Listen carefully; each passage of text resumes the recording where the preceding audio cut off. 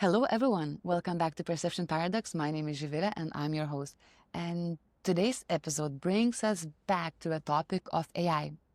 What happens when AI stops being your assistant and starts becoming your best friend, your boss, or even your government? In this episode, I sit down with Walter Pasquarelli, one of the world's leading voices on AI strategy, who's advised presidents, Fortune 100 CEOs, and even royalty to explore the future we are not ready for. From AI companions to the collapse of all job markets to the danger of outsourcing your own decisions, this conversation will challenge everything you thought you knew about artificial intelligence. And as Walter said, welcome to the Perception Paradox Tech Bench. Let's dive in.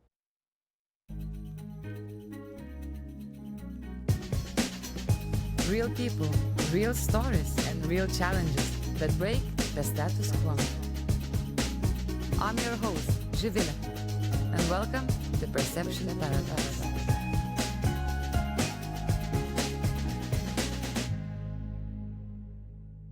Hey! Okay. How are you doing? Welcome on the bench. Thank you. The tech bench, the AI bench. Welcome to the Tech AI Bench. Ladies and gentlemen, today we're doing a very special episode with Walter Pasquarelli. We met a few months ago through 500 Startups in Georgia, where Walter came as an AI expert to share the keynote of, I would say, the renaissance and the change and the growth of the technology itself. And today, a big honor and happiness to be here in this beautiful park in London and to have a quick chit-chat about how is it going, what's happening with the technology, what are the future trends, and what we should be aware of. So Walter, welcome. Well, thank you for having me. Really great to be here with you. How are you today? Good, yeah.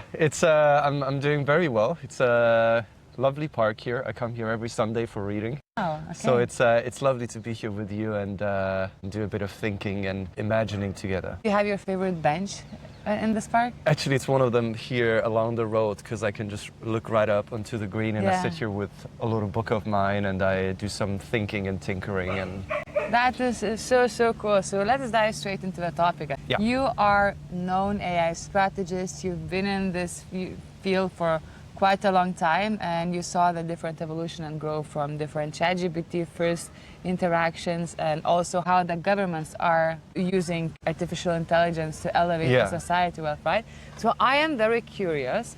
Do you think that our governments are aware how much the society is using artificial intelligence from the companionship perspective?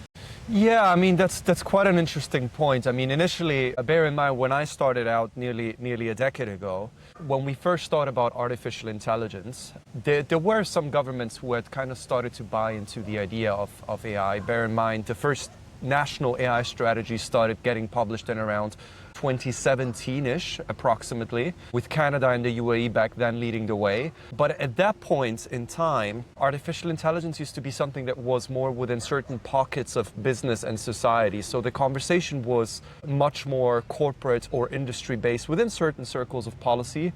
But I would say the main potential of that, the hype that we're seeing today, wasn't really as present, at least not on a large scale as it's happening nowadays. A few things have shifted, and the number one thing that has shifted is that artificial intelligence is not considered anymore something that is a back-end tool that is used for hiring or for logistics or for improving operations. But really, since the release of chatbots, there has really been a rise of people starting to use artificial intelligence and chatbots for their own personal use. So all of the users that I've interviewed in the past, they said, well, it's not that one day we decided to say, okay, let's use some of these chatbots for our personal use, and they just discovered it randomly one day, but it was almost more like a slow process, a gradual, incremental phenomena that took place, where maybe they used an AI tool like Claude or GPT for writing an email to their boss. Maybe they had to try something for work where they had to bounce off some creative ideas. And then one day they started uploading some screenshots for some personal conversations into these chatbots, and they realized this thing is actually giving me advice. Nowadays, according to a study by Harvard Business Review, companionship and therapy has become the #1 use case for generative AI. Are governments aware of that? Well, from all of the regulatory frameworks that we see out there, they do not seem to be covered by them. So companions and the emotional impact that artificial intelligence has on people isn't really covered by the EU AI Act. In the UK here, the only real framework that somehow addresses companions is the Online Safety Act, but that looks more at illegal content and age verification. It does not, again, cover the emotional impact that these tools have on people. So while there are initiatives for governments saying, okay, let's try and think about how we can use companions for improve some of our services and how we can provide some for relieving administrative burdens for people, the real, both the opportunity as well as the mitigating the risks of those hasn't fully arrived in the public consciousness. That's very interesting what you're saying. We have a lot of billions of dollars being invested, let's say, in Project Stargate and the technology and innovation. Yeah, it seems like it's going to rain, no? Yeah, What's it seems like it's going to. Shall we have a quick break just for the camera? All right, let's get back to it. We're back after the rain check. It's not going to be heavy rain, so we're going to continue our conversations on the tech bench. I really love, by the way, maybe I should continue going to the parks. Yeah, and the next stop, New York, Central Park. Anyway, so we were just talking about the money going into projects such as Project Stargate, different tech companies that more focus on the business side. But what I've also learned from checking some of your talks and research is that this companionship and AI for humans field is a bit overlooked and even potentially underfunded. What is your look on that? It's tricky to say because, I mean, on the one hand, you have the companionship landscape, I would say, can be characterized in 3 different areas. So you have, on the one hand, the standard large-scale AI apps that are being used for, say, general purpose applications. Think of Claude, for example, right? That's one area. There are other apps, one called Character AI and another one called Replica, which are very well funded from, say, Andreessen Horowitz and have received a large amount of venture capital for their inception. And then there are sort of like smaller ones scattered across the app stores, which are also much less controlled and for which we have a lot less oversight. Now, there's some initiatives that are going on also in the public sector for developing these AI companions. So one is, for instance, what the UK government is doing is one called Helper, which is meant to help people with, say, relieving administrative burdens and getting in touch with government services. That is one that is currently being explored. So it's important to say probably there's not one single use case or one single typology for AI companion apps. Some are more broad scale, some others are more personal use, some are even in romantic relationships.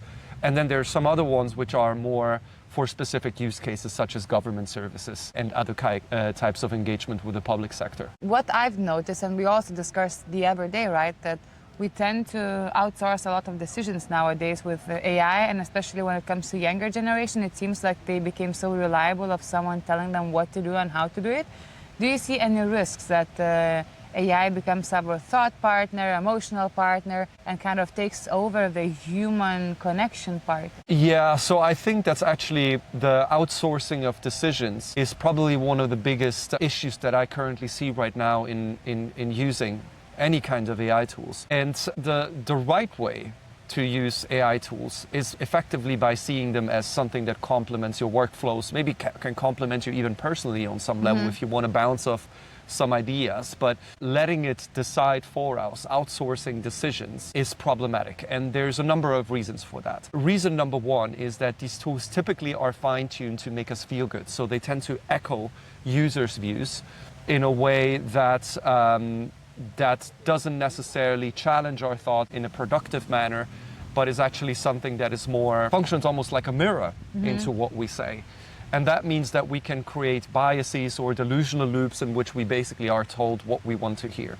That's one issue. The other point, which I think is more of a long-term issue, is the fact that AI tools, heavy exposure to AI tools and heavy use, especially for tasks that are creative, are correlated directly with a lower brain activity in particular kind of areas. So think of the brain as a muscle, and like every muscle, if we don't train it, it becomes weaker and it doesn't get stimulated. Heavy use of AI tools for tasks in which maybe it's actually healthy for us to activate our gray cells is something that I think in the long term will actually make us more dependent on using them. So it's almost like the more you use AI, the more you need it.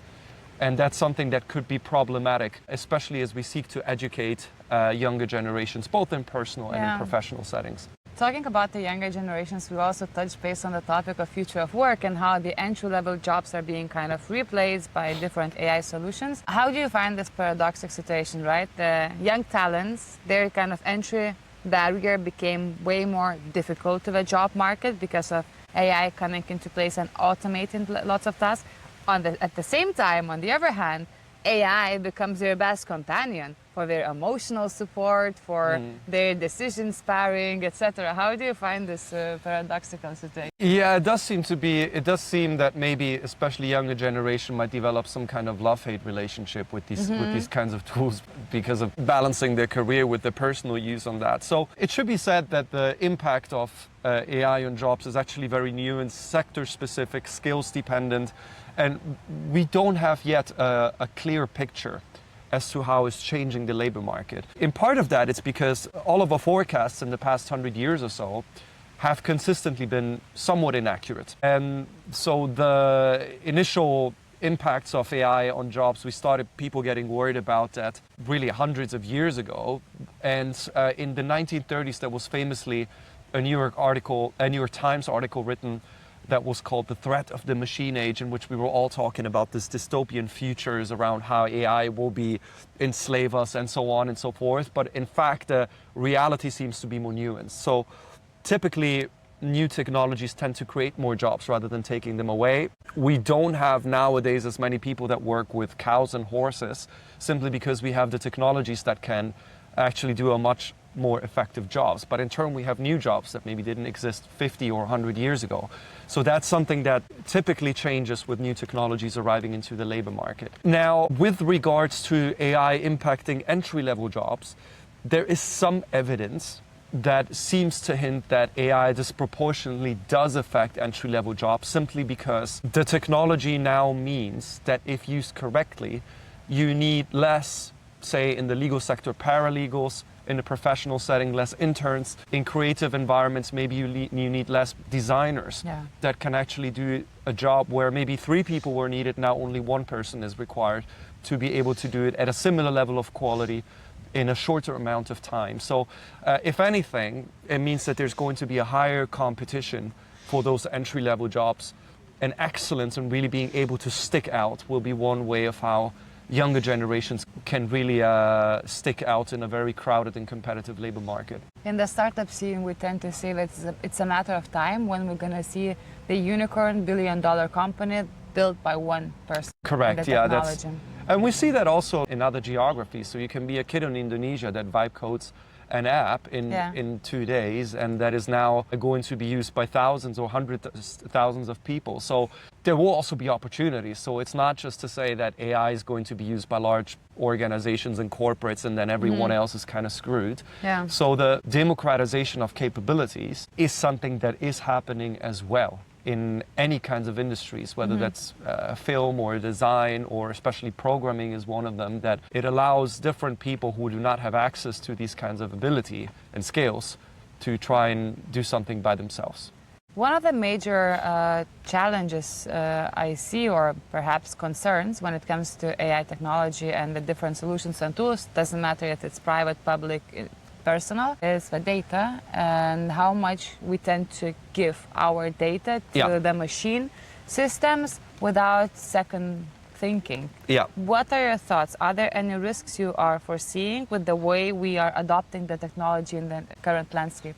Yeah, so there's a number of risks and a number of issues that I think have to be debated and discussed and decided upon how we want to act on them. So the number one thing that everyone has been noticing is obviously the fact that AI, especially the large language models, are based on data. So data that is effectively scraped from the web, and there can be any kinds of articles. I think there were also discussions that YouTube videos were scraped as well. So anything that is basically put online can go into these models, and we don't really have oversight on that. I think there were some cases with, say, the New York Times suing OpenAI. There were some creatives that were suing Anthropic and Claude, and it's something that is a reality. And there will be settlements eventually happening to decide on what is actually an acceptable use case or not. Will courts proceed with enforcing these? I think that's debatable, and that's precisely because of the issue of geopolitics, because among especially US politics, there's an understanding that being able to develop these AI systems is important for global competition, especially with other countries such as, say China. Now, with the data that we feed into these systems, the worst thing that can happen, or the two worst things, are effectively that someone within a large technology firms could, in theory, get access to this data, or that data is used to train the model. And that might mean that there is a risk that maybe if someone asks queries after the next iteration of the model has been trained, they might get as an output the confidential information that you've been putting into it. That is probably almost like a worst case scenario if you use confidential client data, for example. The other issues that we're becoming more aware of is also the fact that there is no duty of confidentiality.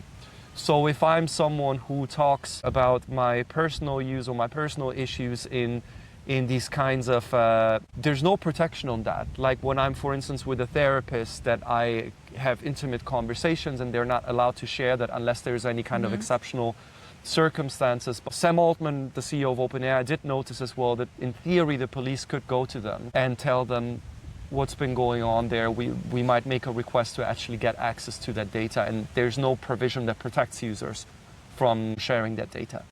That is wild. Well, you've been researching a lot to begin with the field, working with it, consulting, different strategic work. I have a few questions on that. One of the first ones, what are the major questions you usually receive from the people you work with? Perhaps it depends if it's public or private. What are those major... Usually it is concerns that comes from the other parties. Yeah, I mean, the number one thing, or one of the first things, is obviously the topic of the data, and if there is ways for organizations to basically guard that data. And in fact, as a matter of fact, there are. So there are various methodologies where, in fact, the model is air-gapped. I mean, that's particularly interesting for corporates and for organizations and for governments, which means that you can ring-fence the model in a way that the data isn't uploaded to be trained into the next iteration of the model. That is something that's certainly possible. Typically, users can do that as well in individual uses of say, Claude and ChatGPT or Gemini. The only thing is that then the model doesn't get more tailored to you. So it doesn't create that memory that allows to get to know you for better or for worse. That's one thing. But I would say really the top question that I received initially was about demystifying it. So because the technology has captured the public imagination by storm, it means that the expertise and the understanding of what it's capable to do has been still very much in its infancy. On top of that, it develops so quickly. I mean, half a year in AI terms is a century, it feels. So people want to keep up to date as to what it's actually capable to do, both in their industries as well as in their other kinds of uses. It should be said that there's also like some of the other issues, such as deepfakes and so on, that people are interested because they're scary and they're worrisome, and so people read a lot about them online, and so they worry about some things that can happen, but they want to understand what is it that we can do about it? Yeah. How safe will AI be in a year or two? Will AI take my job is the other typical question that I keep receiving. And then I think that the one thing you want to do is, first of all, calm things down and really look at the evidence that is out there based on the best available studies and data that we currently have. Have you noticed that as a humanity we're a bit lost with technology, and then we just want to we lose this critical thought, where do we need the integration of the technology and where it should be left outside, and we think that everything has to be done with AI from marketing to business solutions. Do we really need everywhere the technology? Yeah, I mean, that's the $1 million question, right? So where is it that it's desirable to integrate AI into either a workflows or in society? What's the best use case, so to speak? For me, the way that I distinguish on that is that when a task has a maximum ceiling of excellence and efficiency, one day or another, so at some point, that makes almost like a perfect use case for AI, because AI at the moment is still good at doing things that are repetitive, maybe even analytical, maybe even that require reasoning. Whenever there's sort of a maximum ceiling of where AI is, of where a task cannot be made any better, that's a perfect use case for AI. Maybe not today, but in the future. Think of, for example, filing a tax return or your accounting. Right now, I wouldn't give AI to handle effectively my books, but there's really an opportunity, I think, in the future, if we use AI for say, your accounting, because you cannot make your accounting more efficient than to a certain point, at least not if you want to stay within the legal constraints, right? And I think, so that's an area where I think AI can really be very active and very, very helpful. There's other areas, such as in creative industries, in strategy setting, where I think you can ask it to be effectively a sparring partner. If you have an idea and you want to get like a second perspective, there I think it can be quite good. And I think there's even been like a case of, I think, was it the Finnish Prime Minister, I think, who said sometimes when he has some policy ideas, he bounces them off to ChatGPT. And I think as an outsider, it sounds insane, but I think it's actually very reasonable, provided that he actually comes up with the ideas himself and then he asks for a second opinion on that. That, I think, it sounds a bit like, oh my God, what is happening? But I think it's actually another perspective, which might just be a statistical average, because that's what AI in fact provides, but it can provide some common sense sometimes to some of the policy considerations. It doesn't mean it provides better policy ideas, but you can at least have someone or something with whom you actually discuss this. And so that's, I think, the other spectrum. It's one where there's not always the right answer, but there's an answer that can help you effectively think about it from multiple perspectives. Do you think that those, let's say, language models, and especially companions AI, can define your beliefs and truths based on the information they're being fed with, right? I would think so, yeah. I would think so. And I mean, you can ask them to sort of give you some tough love and give me some hard truths and things I do not want to hear, and then it will give you probably things that are quite a little bit rougher. You can even tell it, give me things that are not mainstream, and then it kind of goes on the outer extremes on the distribution curves, and that, I think, is something that can be helpful as well. But I think the danger is obviously that we use them to reinforce what we want to hear. And there's been some cases of what the BBC reported just on that, of so-called AI psychosis, which is a non-clinical term which effectively refers to when users use these AI tools so much that they end up depending on them to an extent that develop delusional beliefs about themselves. And that's obviously a use case that is problematic, because we're throwing this very powerful technology onto people and we don't teach them how to use it. We as humans are fundamentally a bit lazy, and we tend to prefer things that are in our favor rather than necessarily having a growth mindset. And I think that's one thing that we still have to figure out and learn to develop nuanced views about ourselves and the world. Yeah. Well, I find it quite scary when it comes to all this, first of all, cognitive offloading, etc., of all predefined opinions based on how the language model was trained or what kind of information did the model had access to. That kind of shares a perspective. So it will be very interesting to see how, as a humanity, we will manage to handle this and to keep some boundaries between us and technology, not taking over and redefining how we should live our lives. Absolutely. Well, I mean, there's obvious benefits, and I've experienced them myself when I sometimes want to think about something and maybe I don't have a colleague or a friend or an analyst available to debate that with me. It's a good way really of bouncing off thoughts, but I think you don't want to start with letting it do the intellectual heavy lifting for you and then decide on that, but you still need to do the heavy lifting, and then you can double check it if we want. And I think finding that balance is something we'll have to work towards through experience, because there's no optimal guide for that, but it's really finding what works best for you. So you mentioned you use AI for a sparring partner sometimes. What kind of role does it play in your daily life? Yeah, I mean, I would never allow it to make a decision for me. I would never allow it to effectively think for me. That's perhaps one of the most important rules that I have set myself. If maybe there's something that I'm undecided about, or maybe a decision that I need to take, I first go inside of myself and I try. Oh. Wow! Well, that's some heavy wind right here. AI is not happy.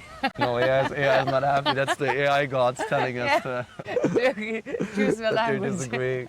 All right, so you would never allow them to. I would never allow it make to make a Fair decision enough. for me. I would never share any confidential information with any of these AI tools, but I would maybe, if there's one thing that I'm unsure about, then I would maybe bounce off some thoughts. What's really good at is the function of deep research, where effectively it really tries and investigate a topic and find some information to maybe get an overview of a new issue that you need to be aware of. But sometimes the sources that you get aren't reliable, or the links to double check the references are also not available. So you really need to double check the outputs that it produces. It's really critical. 100%. How do you see AI kind of taking the ownership and intellectual property from researchers and from the same also from the artists? Yeah. Anything we can do about that, or anything is happening from your experience? Yeah, so there is some debates going on around whether AI-generated outputs are in fact protected. And some of the cases that were decided, at least in the US, used to say that generally speaking, AI-generated outputs are not protected unless there is sufficient human involvement.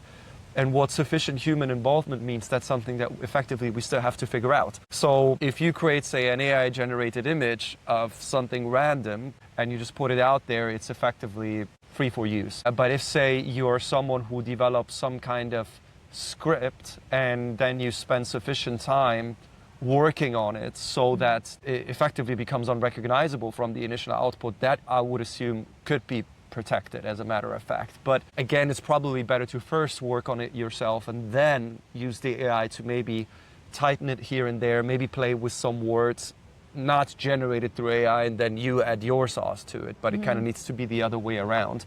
That's a pretty surefire way of how you can protect your creative work from it not being protected by others to use effectively.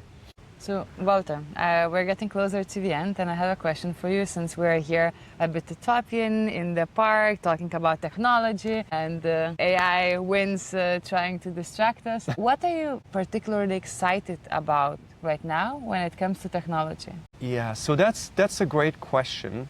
The technology is not stopping in terms of its capabilities and its impact. I can't wait to have AI really taken off some of the admin tasks that I really don't like doing. I think it's fantastic that I can, as an entrepreneur, have effectively some of these agents and some of these tools taking off things my plate that maybe I don't necessarily want to do. So some of my admin tasks, and really function as an assistant for me. What I look forward to the most is obviously the tools becoming more accurate, the tools hallucinating less, and also becoming more autonomous, so that effectively I have an additional person, person is the wrong term here, but an additional artifact in my life that can actually support me in the work that I do every single day, and maybe improve my website, maybe develop some apps in a way that is very quick. That's the most immediate use case that I think